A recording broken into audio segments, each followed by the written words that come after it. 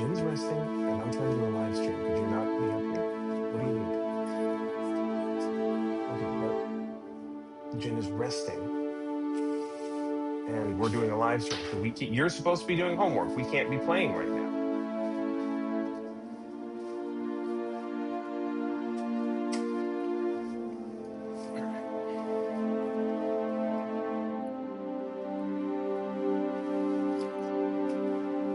Yeah, that's good.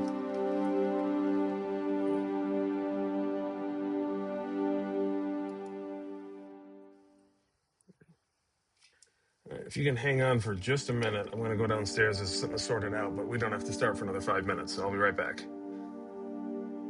Be right back.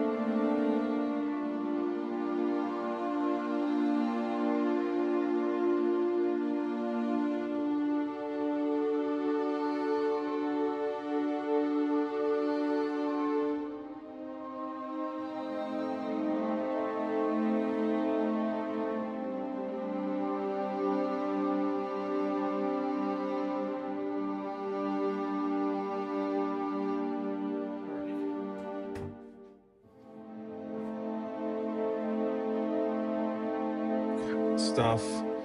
And, just before we're supposed to go, apparently one of Liam's friends turned up and wanted to play with Claire, which meant that Liam was coming up here and knocking on everyone's door, but Claire, in typical teenage fashion, doesn't want to get up and has been sleeping pretty much all day, every day.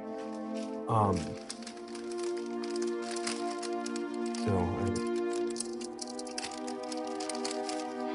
have repeatedly requested, and Mom has been interfering and blocking.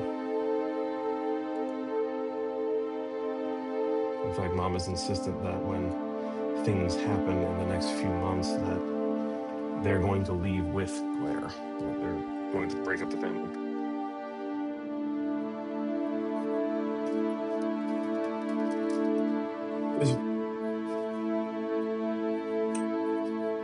There's multiple issues going on there that should be addressed that Akiko is refusing to put any sort of pressure on. He's saying, well, she'll get to it when she feels ready. Well, we gotta push on that.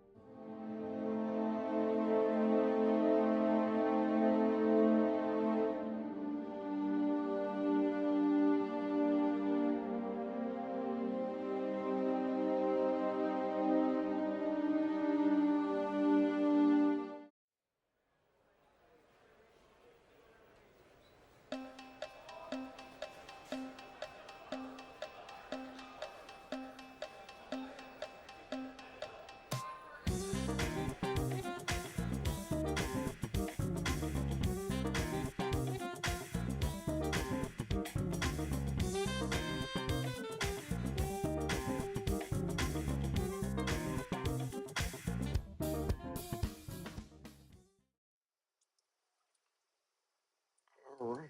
Hello, everybody. Good morning, good afternoon, good evening, good night, good day, if thou preferest. Welcome to Back to Basics. I am still, despite all efforts to the contrary, Pastor Don. Wonderful to see you all. And I am joined by the insert expletive and or adjective of praise here, Courtney, as per preference. You gonna be all right there? You kind of tripped over that one. Yeah, it happens. I will say for the record that I generally tend to approve of the use of an expletive as an adjective, modifying another adjective describing Courtney. But that's just me.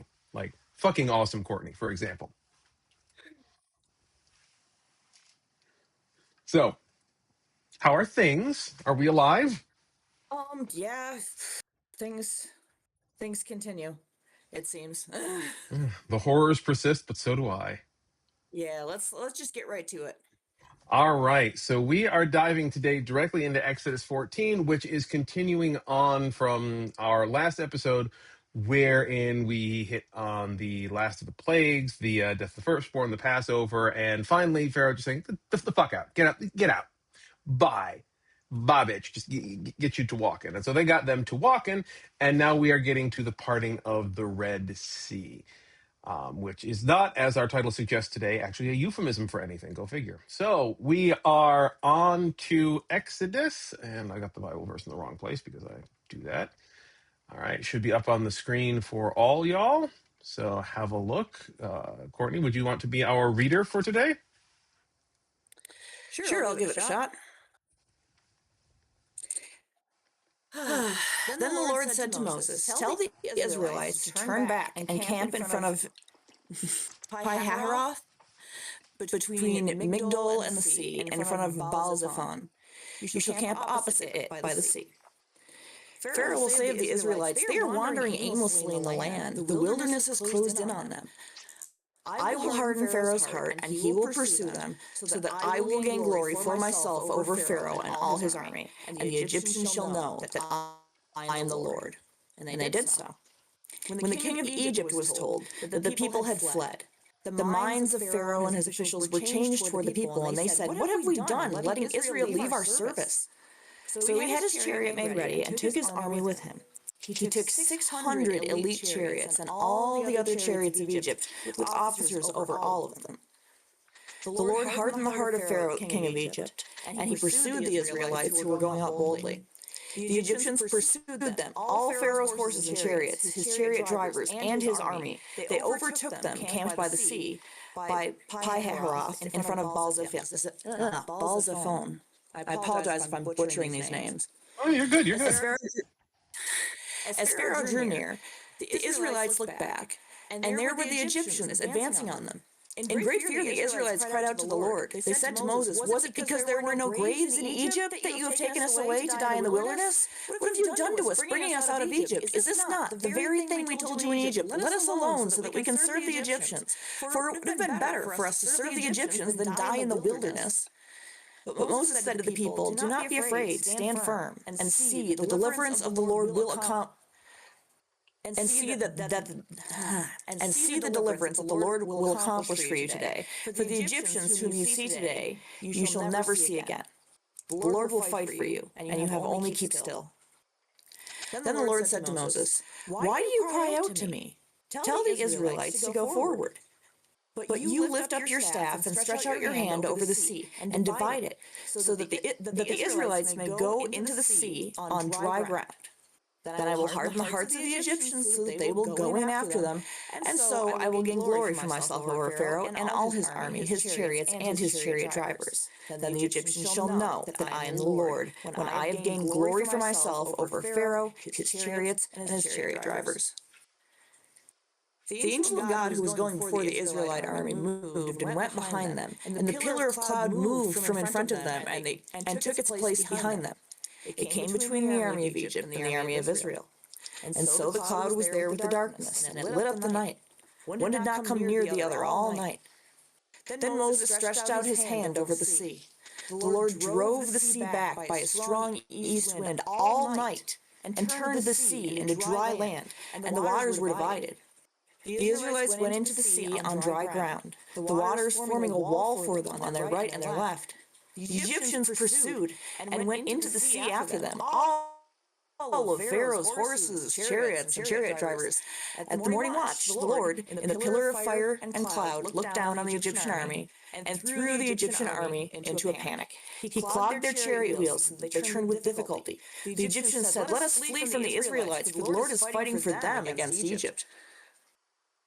Then the Lord said to Moses, "Stretch out your hand over the sea, so that the water may come back upon the Egyptian army, upon their chariots and chariot drivers." So Moses stretched out his hand over the sea, and at dawn the sea returned to its normal depth. As the Egyptians fled before it, the Lord tossed the Egyptians into the sea. The waters returned and covered the chariots and chariot drivers, the entire army of Pharaoh that had followed them into the sea. Not one of them remained. But the Israelites walked on dry ground through the sea, the waters forming a wall for them on their right and their left. Thus the Lord saved Israel that day from the Egyptians, and Israel saw the Egyptians dead on the seashore. Israel saw the great work the Lord did against the Egyptians, so the people feared the Lord and believed in the Lord and in his servant Moses. I feel like this is biblical of Bible stories. Yeah, it's like this is the moment, to skirt a Doctor Who reference here, that is shared by Christianity, Islam, and Judaism as kind of the big OT moment. We all kind of celebrate this and mark this in our own ways, and it's central to all of our faiths. So it's kind this is the big deal. The whole Exodus story is a big deal, but this is kind of the exclamation point at the end of the story here. Now, I want to ask you a question first because I want to see if you caught this. Did you catch in this story what I'm pretty sure is the one and only way in which that really, really accurate animated movie, The Prince of Egypt, was actually incorrect to the biblical story?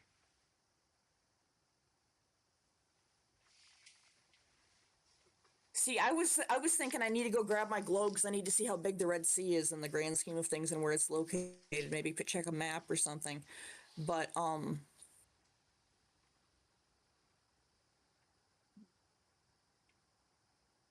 you know, honest to God, I do like that movie a great deal. Oh yeah. I saw it in theaters when it came out. It makes me happy to hear you glazing it, but I do not remember it. It's been too long since I've seen it. I couldn't tell you what the difference is. To be clear, just about I think every movie that has ever really done the Exodus story has dropped the ball on this part, because if you don't drop the ball on this part, it makes for very boring cinema. Allow me to redirect you to verse 21. Then Moses stretched his hand over the sea. The Lord drove the sea back by a strong east wind all night and turned the sea into dry land, and the waters were divided. They always make it this big. Yeah. This It's big always thing there. just boom, whoosh. And the thing is like, The no, Lord. like Okay, where? Where in the Red Sea?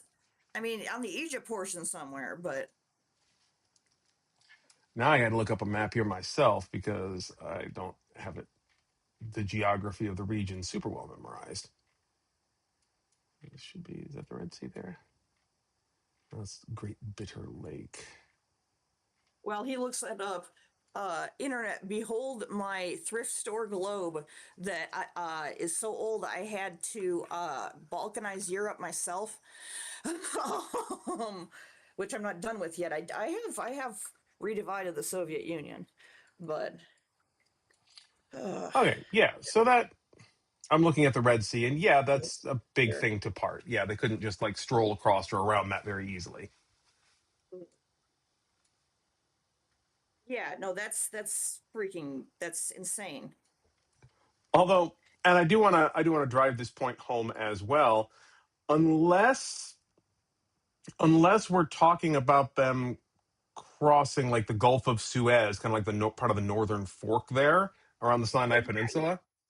Unless we're Okay. talking about that, if they're crossing the Red Sea proper, it is worth noting, just for the sake of inflaming regional politics, that the Jews probably crossed into Saudi Arabia and not necessarily into Israel. Like, they were wandering around that way for a while first. Yeah, that's the odd thing. Well, and considering that they got lost for 40 years, I could see it being a matter of like this is where this Hmm. is going to happen, God says, and they cross, and Yeah, it's not the best place to cross, and now you're in the desert for 40 years, wandering right. all over Saudi Arabia trying to find your way back to the Holy Land. Yeah. Now, and if we want to also like geographically start kind of playing a little game of connect the dots here too, it's also worth noting that we're dealing with question mark 1,000 years ago, and we're also dealing with um like geography and topography that we're not super familiar with. So it's possible that the Red Sea could have been wider in general, that they could have been dealing with a flooding in the region, and that just the simple dynamics of the river at the time could have seen the Sinai Peninsula largely underwater as well. Like we don't know, and I'm not a historical geologist, so I couldn't say. It's quite possible that the location and like shape of the Red Sea at the time was probably a bit different.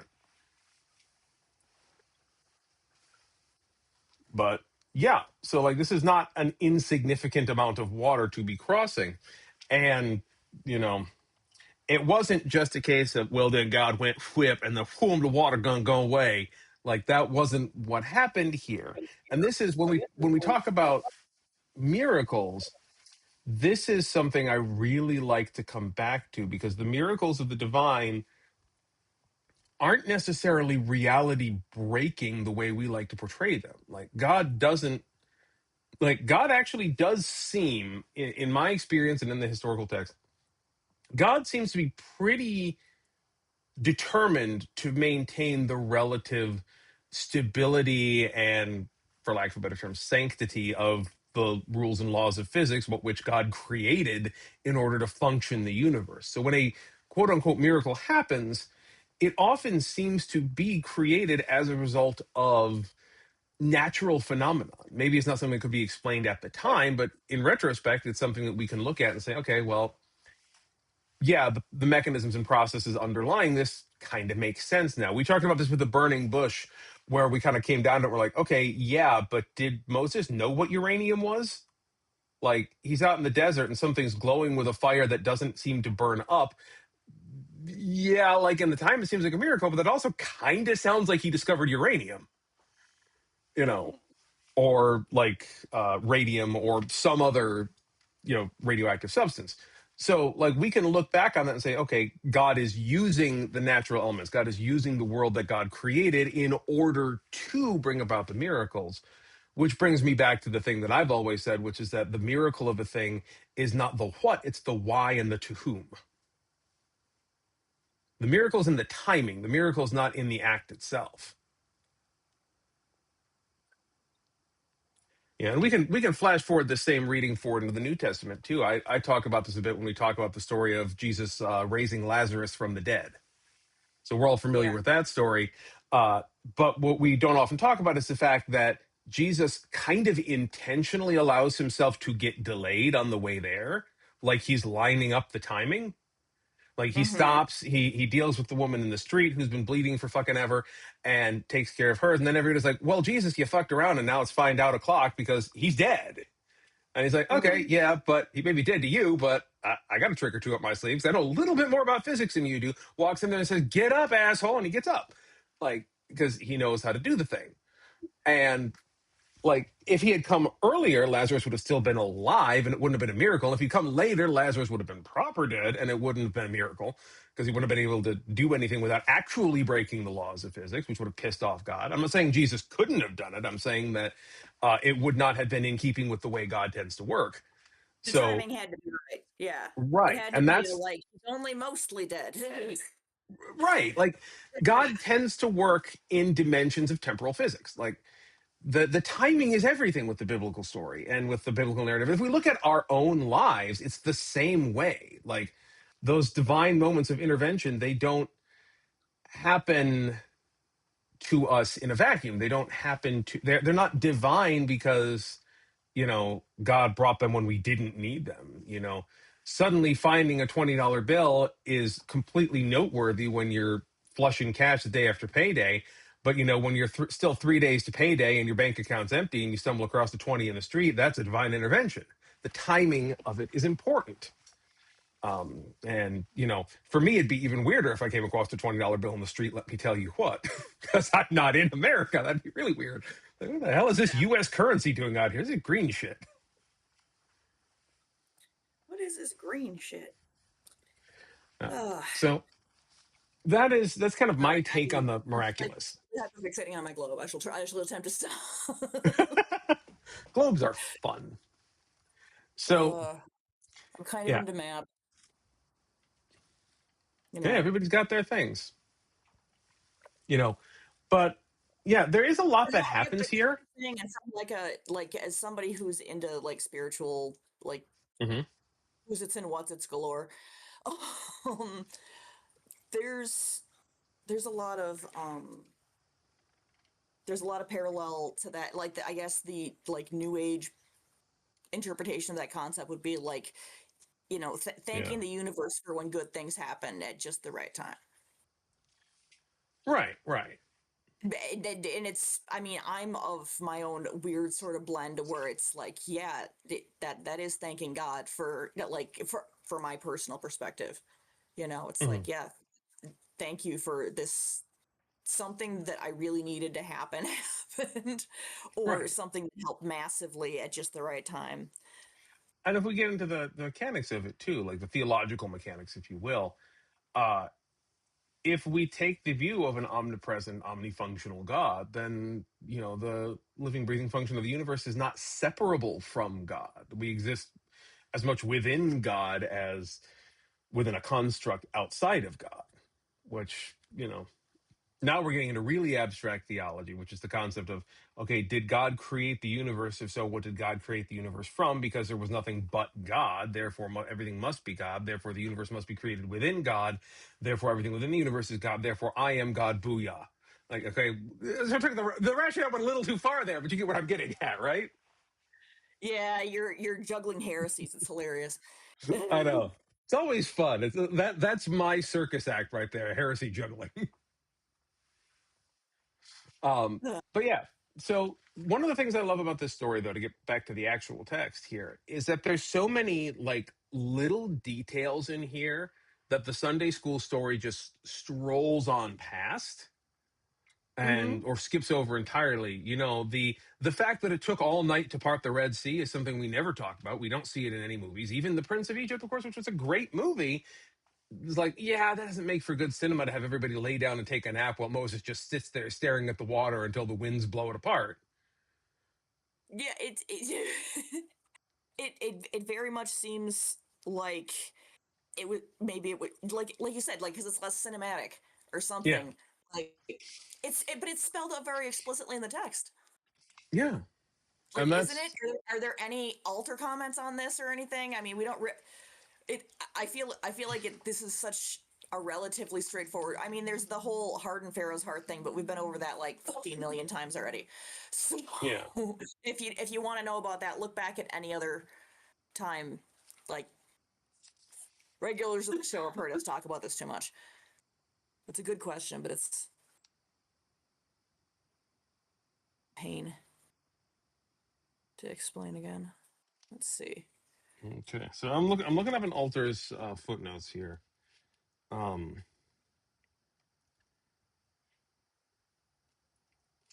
okay, so okay, I'm looking at Alter's notes, and I may have to take back a percentage of everything I just said here, um, Really? because of Alter's presentation of the timeline. Um, Oh. Hmm. Okay, and so the same section here I'm going to read out of Altars.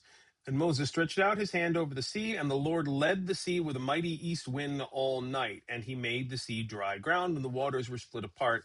And the Israelites came into the sea on dry land, the waters a wall to them on their right and on their left. So the way it's presented here, um, following up then to verse 24. And it happened in the morning watch that the Lord looked out over the camp of Egypt in a pillar of fire and cloud, and he panicked the camp of Egypt.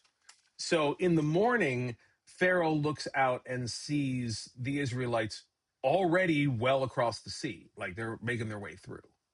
So Alter's timeline kind of gives us a little more ambiguity to that, suggesting that maybe the wind started driving the waters away. And so, like, I think the issue here is not necessarily the timing. Now that I read Alters, is that it's more about the way we describe it. In that, in okay, you're going to need that map again because I think I figured this out. Um, in the way we understand it, Pharaoh walks up to the sea, he holds out his hand, and the waters do this, whoop, all the way across, like a line, like a path for them to walk down. But they're Well, it does crossing later on say that the water was like walls next to them. next to them, yes, but it doesn't say about in front of them the whole way. The way this is laid out in the Hebrew and kind of the way Alter describes it here is more like telekinetic Moses doing a Jean Grey thing and commanding an east wind, which would be coming from behind him to push a hole in the waves. So it's more like a fork, or not like a fork, like a snowplow with Moses at the front of it. It's water bending. Yeah, literally, and it's water bending, and that's more like what we're seeing here in the actual text. So we can take it to be one of two ways: that God went whoosh, and then they walked across uh, in the morning. But it's also possible to take, and I like Alter's take better now that I look at it a little more closely, that Moses stood up to the edge, put out his hand over the waters, and then God causes a big east wind to come from behind him down and push the water forward. And then basically behind the forward wall of water, he has the Israelites come. And so the wind is keeping the walls up on the side and pushing in front of them. And as they get to the other side and the Egyptians come in, God's like, okay, we're done with this now, and then stops from the back, which also presents us an appearance of a limited scope wind rather than a definitive moving of the water. Because one of the things we also like to talk about with this miracle is that God is miraculously moving the water and that it's not a function of wind, because that's what this is. So I guess Moses really was the last airbender in No, it's airbending, yeah. yeah. No, it's Yeah, not water bending. bald It looks Moses, like canon water bending, confirmed. but it's airbending. Yeah, that is kind of what we're dealing with here. You know, Okay, which is there any context for where in the Red Sea? Like, are we talking about that fork in the like below the Sinai, I'm going to take a or look here. I'm not seeing anything specific. Okay, hang on. and again So there is, with the hold proviso that on. it could have been different back then. But while you're looking that up, I would like to say, for reference and for entertainment value, that I looked at it, and even if it was, I don't know how well this shows on here. If you can see, got the Red Sea here. It forks into two little arms as it goes up towards the Levant and the Mediterranean. And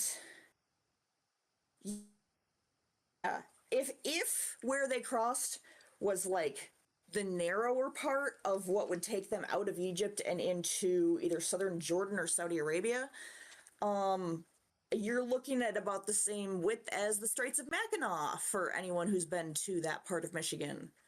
That would be the All right. connection, the place where we've got a bridge between our upper and lower peninsulas, which makes it So sound small unless you've been there. It's fuck off huge.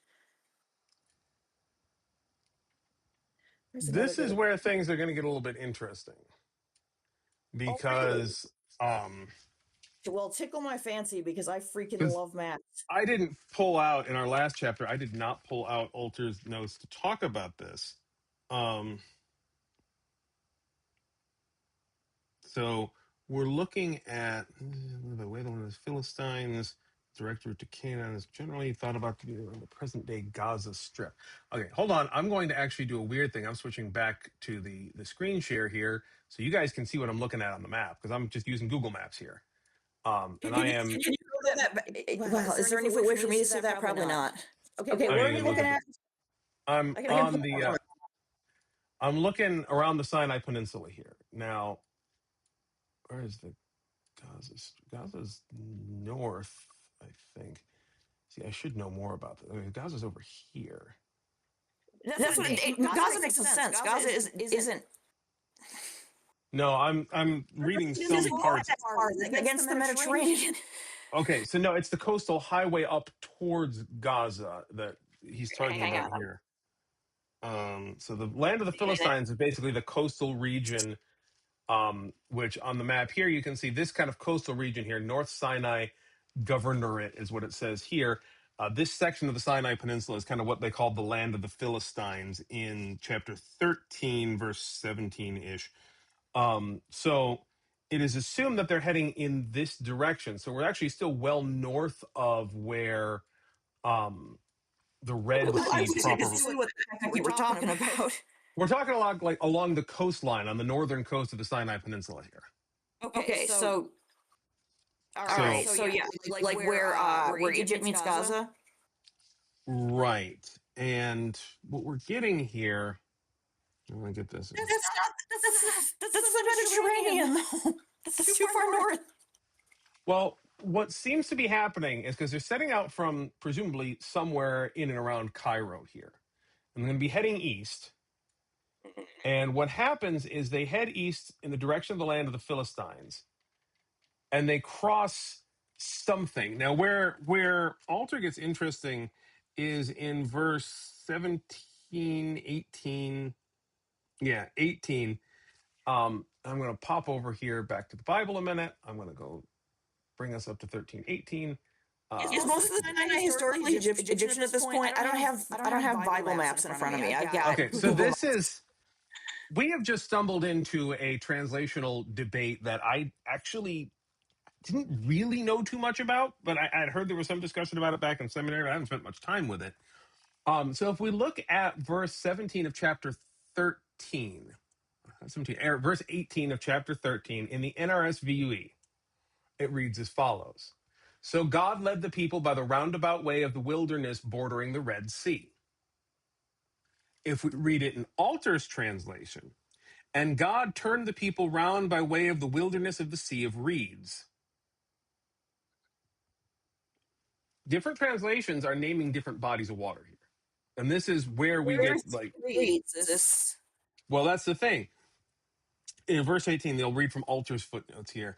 The Sea of Reeds. This is not the Red Sea, as older translations have it, but most likely a marshland in the northeastern part of Egypt. Marshes might provide some realistic kernel for the tale of a waterway that is one moment passable and the next flooded. But it must be conceded that elsewhere, Yam Suf, which is the term here, does refer to the Red Sea. And some scholars have recently argued that the story means to heighten the miraculous character of the event through the parting of a real sea. But even if the setting is a marsh, the event is reported in strongly supernatural terms. So there is debate as to which body of water we're talking about here. Now, what I'm going to do, I got the map back up here. Great Lake or something smaller. I'm going to double back and suggest, because if we look here going east out of Cairo, through what's now New Cairo City, and we head in an easterly direction, we have the top of the Gulf of Suez, and then we have over here what's currently called Great Bitter Lake. That's what I was wondering. Yeah, so we're seeing that. Now there is, and even Alter notes this, there is no modern body of water called the Sea of Reeds anymore, which could have been a marshland, could have been something else. My supposition, and this is just based on my own knowledge, is that what likely we're talking about here is probably something along the lines of the Gulf of Suez in that period having been flooded probably around this arc from, you can't see my pointer here, but if you look at the line of kind of Highway 50 here on the map that I've zoomed in on, kind of that region between the Great Bitter Lake here in the north and the Gulf of Suez down here in the south, that region there was probably just filled in with water or some variation thereof, making the Great Bitter Lake a continuation of the Gulf of Suez, in which case what we're talking about for travel time here is probably this. They took the northeast pass out of Cairo. And where roads are now aren't going to be too much of an indication, but modern roads do kind of mimic older traveling paths. So we'll assume this northeast road heading out of Cairo is where they went towards the land of the Philistines, but they're not going to cut through there. So they went roundabout and then turned south and get to around where the city of Suez is, which at that point would be kind of part of this larger lake. and then God kicked him across here. That would be my rationalization of what happened based on some historical knowledge. But it's important for us to know the text isn't super clear on that. Does that make sense? Or am I just Yeah, ranting? no, Or both? this kind of thing rings my bell again. Like I'm looking up close at like maps of parts of the world I've never been remotely close to, and it's interesting as all get out. I freaking love a good map. Yeah. So that's the thing. Oh, I'm just seeing we actually had an actual comment on the YouTube channel. That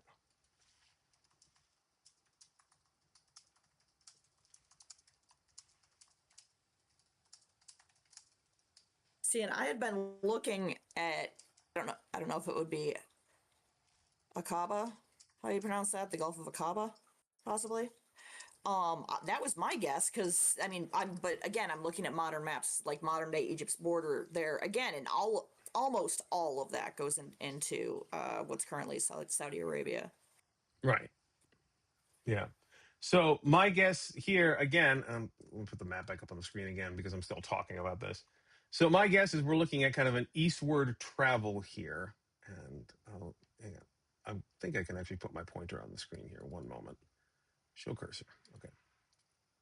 I don't actually intentionally do this. Okay, so you should be able to see my pointer. Yeah, there we go. Okay.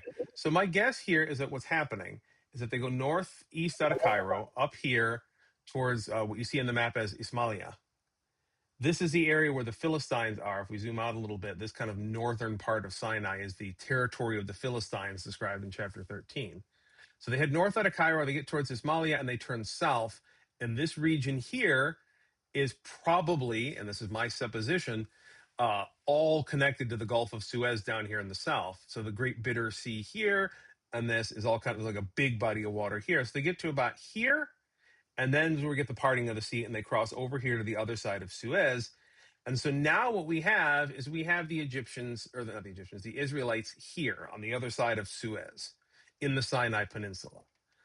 So what they're going to have to do is they're going to have to make it all the way up here to Israel. But that's going to take a while. And my guess is that historically speaking, we have them wandering kind of like this way off towards kind of Jordan and Saudi Arabia before circling back into Israel, that they kind of get lost going that way. Or it could be that they just wander around in the Sinai for forever, for 40 years until they go back into Israel. But in any case, this is the area they have to contend with now, is this whole Sinai Peninsula area. The Philistines are in the north. Israel is not there yet. It's the land of Canaan. So they're probably across here. They wander around down here. They probably get up a little bit here to the top of the other part of the what's it called here? The Gulf of Aqaba. They get to the north part here, and then they probably turn right. They turn west and wander around in what's now Jordan and Saudi Arabia for a while before circling back into Israel. That could easily burn up about 40 years worth of time. Yeah. Well, and honestly, again, you think about that, and that's you hope, but you look at what is available beyond that, and you are quickly getting into the desert, like proper freaking desert. And keeping in mind, too, that like we're talking X number of thousands of years ago here, possibly a great deal more than the like 4 or 5 thousand that is suggested by historical texts, That's true. because So it we're could have actually had a different climate. I wouldn't say an entirely different climate, but what I would say is that, like, if we're looking at 4 or 5 thousand years ago, as the text suggests, the climate's going to be almost exactly the same as it is now. If we're looking at 8 to 10 or more, which is possible considering we're dealing with oral histories, like in the earlier days of Egypt, then we are probably looking at some sort of climate change. Well, like, not climate change, we talk about the climate drift from the modern, but more, I think, is the point is that in those days the lack of modern technology is the issue. So the Nile area around Cairo and north into kind of the floodplains around Alexandria are going to be pretty much as they are. But like fucking everything else in this region, Sinai included, is going to be mostly desert because there hasn't been any real cultivation in the region. There hasn't been any real development done, even at a like kind of Bronze Age or later level of technological sophistication. There really hasn't been anything yet.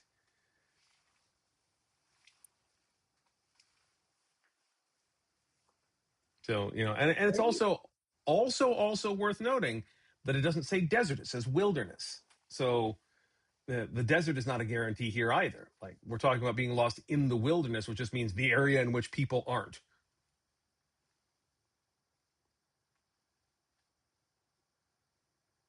Dang, sorry. Again, me and maps. I'm zooming around, and the number of disputed borders, like the extent and like scribbliness of disputed borders in the Levant is just sad. Oh It makes yeah, me it's sad. every border is disputed there. The existence of Israel as a state currently is disputed, and we're not going to dig into that too much here, but it is, um, yeah, like that is something that is going to need to be discussed as we go along here. Um, so we got a commenter here that's bringing up Exodus 15. I'm going to take a look at that because I want to respond to that. Exodus 15. This is Moses' song here, and so you're talking about 15:4. So Um, sad. yeah. So, which we'll get to next episode too. But I think it is really worth noting, like you're mentioning. Uh, yeah, it says that the chariots were cast into the water of the Reed Sea. So, which Red Sea, Reed Sea. By the way, I love the fact that the word Yam Sud is the same whether it's Red Sea or Reed Sea, and that in English it really could just be a misspelling of red and reed. Like, I love how similar they are in both languages. Like, it makes perfect sense to me. And I also feel the need to mention too, dear content. I can't see who it is actually that's commenting, but that what it says there in 15, um, cast into the sea, sunk in the red or reed sea, is kind of what happens here. He doesn't necessarily talk about the parting of the water, until, of course, we'll talk about this more in the next episode. 15:8. At the blast of your nostrils, the waters piled up, the floods stood up in a heap, the deeps congealed in the heart of the sea. He does the recounting in verse 15 does describe the parting of the water. It just does it later than the verse you're reading. So yeah, I felt the need to mention that. But anyway, I wanted to take a minute and get back to the thing I was trying to get to before we got distracted by pretty maps.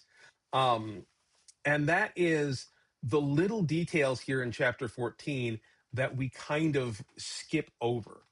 So when we talk about the Exodus, the pillar of fire and smoke is something that comes up. Like, it is something that we do. We do mention that. It doesn't get as much mention as it should because, like, quite frankly, that seems like kind of a big deal. Like, magical pillar of smoke. But I want to call attention to verse 19. You got that up in front of you, verse 19? Let me look here. Yep. You want to read that for us? The angel of God, who was going before the Israelite army, moved and went behind them. And the pillar of cloud moved from in front of them and took its place behind them. It came between Okay, the army of right Egypt. there, right there. That's it, just that one bit. Those are two separate things being described here. Those are two separate things. In Yeah. Altar, we get the same thing. The messenger of God that was going before the camp of Israel moved and went behind them. And then the pillar of cloud moved from before them and went behind them. So there's an angel there, and there's the pillar of cloud. So there's more than one thing going on in this space. So that's really important for us to realize, okay? So, because like, we never talk about the fact that there was somebody else there speaking on behalf of God, whether it was the Metatron or whether it was something else, we don't know. It's not made clear. I'm going to take a look here at Altar here, verse 19.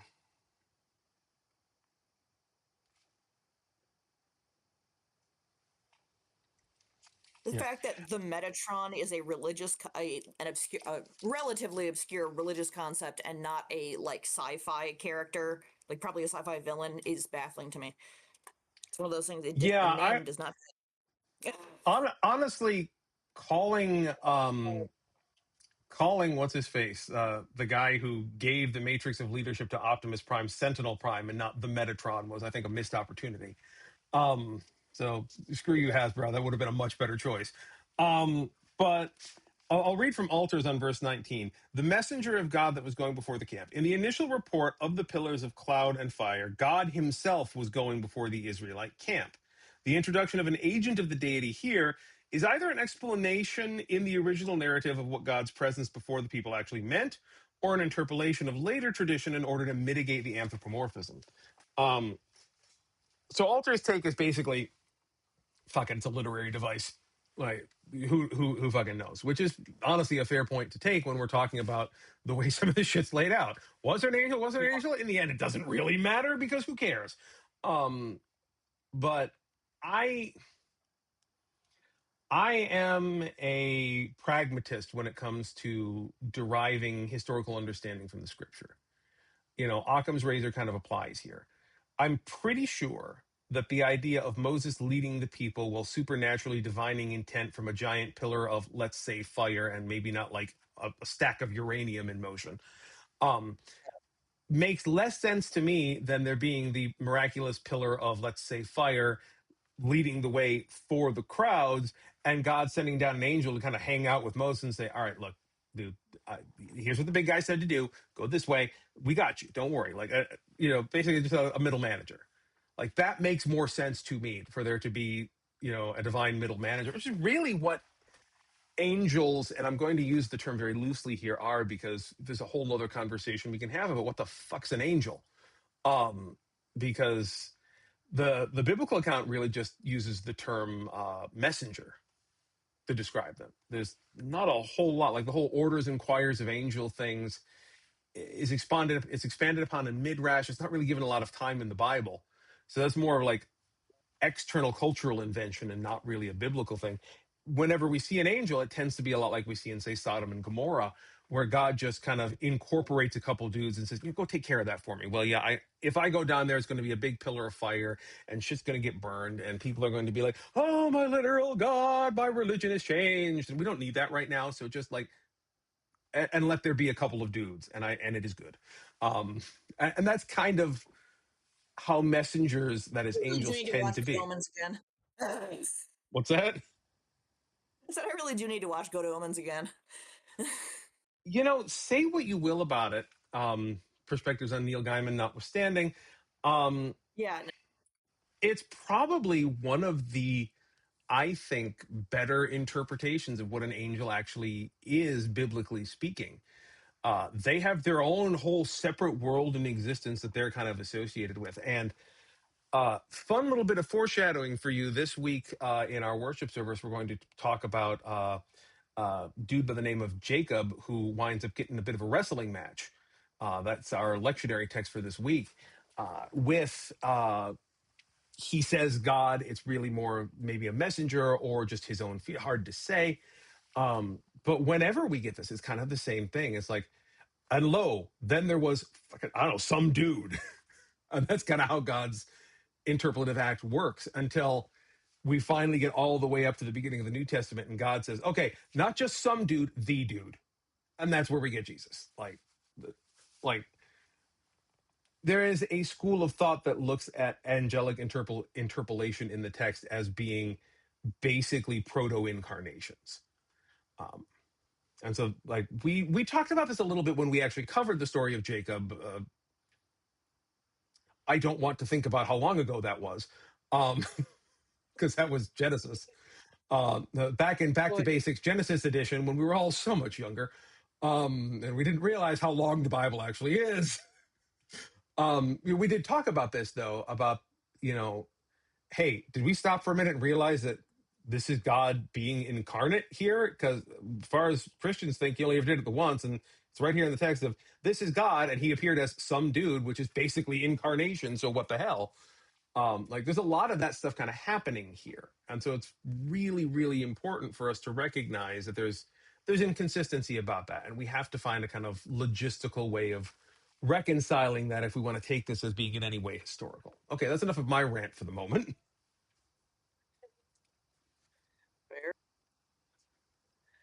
All right. Do we have anything else we were hoping to pursue on this? Most of it's just that. Like yeah, it's a lot of those same little details, but the question I'm surprised you didn't ask is, why'd God kill them all? Like all of the Egyptians. Why did No, because I keep asking this, and the answer is always humans wrote this stuff down, and this is a cultural record, and in much the same way as it is a religious text, and much the same way as it is a very early verbal history written down. It plays a lot of parts, and it's much like sitting and trying to take the creation story right? 125% literally. It's like, sit down, this doesn't concern you. For one Yeah. thing, not that much, not really. Mhm. um and also, like, I mean, it's the same reason that you've got a culture writing their own history. People, every culture mythologizes itself. If you're going, oh, I don't know about that, okay, I'm sorry. Any of our American viewers, our Canadian viewers, certainly, I suspect our Japanese viewers, and probably quite a lot more of them, how accurate are your history books? And those are meant to be real history. They're not meant to be religious texts. They're not like also meant to be religious texts and massive cultural artifacts that are like a foundation of a society. Like, and that's still like, you know, every culture writes their own history. And Yeah. And that's there's kind there's of a how I took this. Is there's a basically, big piece of if that. you fuck with us, God will fuck you up. You know, Yeah. because there are certainly some people who still seem to feel that way. Yeah. There's a big piece of that, but there's also, I think, there's a piece here that I'm not going to qualify it as disinterest because it's not entirely accurate, but what one might describe as perhaps necessary consequences. Like I talked before about how God uses physics as the tool of miracle generation. Um, and what we get from the Egyptians throughout the story is a lot of fucking around and then crying when they find out. Um, and so by this point in the story, Pharaoh notwithstanding, every surviving soldier who is himself, seen the plagues that have happened up to and including the slaughtering of the firstborn, the logical reaction to seeing a miracle happen in the presence of the Jews would be to say, "Fuck that! I ain't going in there." Like, Mm. and like, no further divine warning or guidance should be really necessary when you have spent the past however long this has taken for these plagues to play out. When you spent this whole past chunk of time dealing with Moses coming up to Pharaoh and saying, "Let my people go," and him saying, "Fuck you," and then frogs, and then him saying, "Fuck you" again, and then bugs, and him saying, "Fuck you," and then blood, and then like after a whole sequence of that ending in a whole bunch of dead children, for you to be in your chariot following Pharaoh into an open ocean with walls of water on either side, there is a point at Following Moses, which, not following Pharaoh, but yeah. yeah, sorry, following Pharaoh, yeah, my bad, but there is following Pharaoh, following Moses, I guess, but there is a point at which like even military adherence has to go out the window, where you have to look at that and you say, no, no, man, that is just fundamentally wrong. Like Well, I eventually, made, like, there's been lots of times in history where eventually an army was like, "Nope, fuck you, we're not doing that shit." yeah, you know, and this it is happens. this is something we keep coming back to in this text in the Exodus story as well, is the sheer number of times where "fuck you, Pharaoh" in particular should have been the Egyptians' response to the situation. Where, okay, Yeah. yeah, we are kind of the baddies here, and Pharaoh's pushing us down this road. We should not continue to be complying with this. Which, fun fact, if y'all don't want to wind up drowned, that's probably a good message, America. Um, there does come a point at which adherence to authority is It's only going not to the get you big more of the games. same. So say that again, you cut out. I said you talk a big game from the other side of the planet. Don't I be have too flippant here. I have what I have to work with, and to be fair, like I have my own risks that come with that as well. Like it's not totally separate, but that's a discussion for another time. That's Suffice it to in say, general is broken. Jesus tried to tell hmm? us how to live, and we just don't freaking listen. But anyway, sorry. Yeah, I'm angry at the world right now. yeah, I no, and stared this at maps is launch for too long, and now I feel sad. yeah, yeah, I get that. No, in the end, like what we're dealing with here is not, I think, God's vengeance, which is how it's often parsed, but God is taking care of the Israelites because one, they need to be taken care of. Two, the Egyptians weren't going to do it. And three, the Israelites were too scared to do it on their own. So God steps in. And God lays out the path of work and he tells the people who are in the way, this is happening. Get out of the way. Do not interfere because, again, this is happening. And things continue to happen. And God keeps saying, get out of the way. Like, I'm showing you signs in this that are giving you every opportunity to get out of the way, and they don't get out of the way. Like, and in the end, God has decreed this is going to happen. And so what's happening is that these people are running into all these problems because they're getting in the way of something God has decreed is going to happen, justice for the oppressed. When you get in the way of God's justice for the oppressed, you get run over. Like in the end, you get run over. That's really the lesson that I see here. But yeah, what do I know, right? And yeah, just quick note as far as me not pointing that earlier, it came across a bit in my reading as far as the tone was concerned for reading aloud. The way that God seems like all, kind of pissy and yeah, fuck you. But also like asking the question, oh, I'm not going to be shocked that in Exodus God is just killing a shitload of people. I'm not going to be super shocked about that now. Like the firstborn was way worse than that. Kids ain't got nothing to do with shit. That's so not okay. Yeah. I think like you alluded to this earlier too, that a lot of this too is not necessarily God killing people, but it being parsed in the writing as, oh, God did it. Like I'm trying to remember which story it was. I want to say it's later on with Moses or possibly one of the descendants here, where they're offering a sacrifice to the Lord, the kids in the temple, and it blows up and some people die. And immediately they get out there and they say, no, no, God decreed that they die because they did the offering wrong. And I'm like, no, that's just your priest who wants to cover up the fact that, he had his own unqualified Nepo babies try to light the altar and they blew themselves up. And he doesn't want people to be thinking he's incompetent. Like, often things are attributed to God in the Bible that are very clearly Occam's razors, not really God. I tend to think God here is mourning for the Egyptians as much as anyone, but at the same time, like this was gonna happen. They chose to stick their head in the lion's jaw and then complain when the lion ate their face. The lion's eating faces party.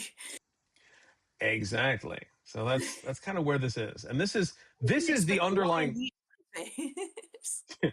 This is the underlying theme of the whole Bible, by the way, is God says, don't put your head in front of the lion or it'll eat your face. And the people say, but I like the lion, he's a cute kitty. And then the lions eat their face. And they go, God, why did you send a lion to eat my face? And God's like, I told you, do not touch the kitty. Don't pet the kitty. Pretty much. Yeah, Ugh. that's the, I guess what I'm saying in the end is that the entire message of the Bible, start to finish, is don't pet the kitty. No step on snack. Yeah, exactly. So I Oh think that kind of covers it unless you got anything else you want to pick at here. no, no, I think I'm good, honestly. Um, I am tired as all get out, Yeah. but I'm glad we sat and we had some booble study this evening. It's Yeah, good and stuff. it's good to get the thing done. If you're following along, of course, as usual, join us on the socials. We're at this point we're an almost entirely digital church at this point. So come join us in the digital space, as we're 99% of what we're doing is happening anyway. We've got TikTok is really taking off. We're fighting bots and trolls over there, which is a wild time. Spent some time with that this morning. There are some folk on TikTok. Do you all know that? I'm an old. I didn't realize, but holy goddamn. Um, I am too much of an old to understand TikTok. I'm certain of it. yeah. I never understood Occupational Twitter. occupational necessity. I'm figuring it out. That and Threads too. And let's see. So we're there. Obviously, you're here on YouTube. We're doing the thing. I've got my own Substack that I've got running that I'm trying to grow here too, which is not specifically required for the church, but I will say that if you want to support that too, that definitely helps. More is the point. I often take a lot of the stuff we do in the church and then do even more detailed expansions on it academically and kind of theologically over there too. So if you want to get even deeper than the crazy ass shit we do here, that's a good place to go find stuff. We've got our church website where you can find everything else, and in there, and you can find the link to our Discord server, which is basically our community sanctuary. That's where everybody is. That's the kind of Our digital center of sanctuary, operations. our, Yeah, our digital community center, effectively. yeah. So If we could distribute food there, we would. we're working on it. We'll figure it out. Replicator someday. I mean, keep the background. We'll get it sorted. Um, my background is aspirational. Um, So that's that. If you want to do anything to help out the community, normally this would be the point in which I say that tithing and donating is really helpful. But right now we're in the middle of kind of some financial institution transition, so our tithing system's offline. So if you want to donate to us, just hang on to it for a little bit. Options will be presented in short order. But if that's not your gift, if that's not where you're at, don't worry about it. But one of the biggest things you can do, and I can see Courtney on the edge of her seat waiting for the cue here because she knows what I'm going to say. The best thing Like, you can share, and do is, subscribe. Like, share, and yeah, subscribe. Please that leave be, a comment that be the thing. if you loved it, if you hated it, if you think I need a haircut because you're right. If yeah, if you just have a genuine topic of debate that you would like to engage in good faith, that's fun as hell. We'll do that. Yeah, we're Yeah, I trying think.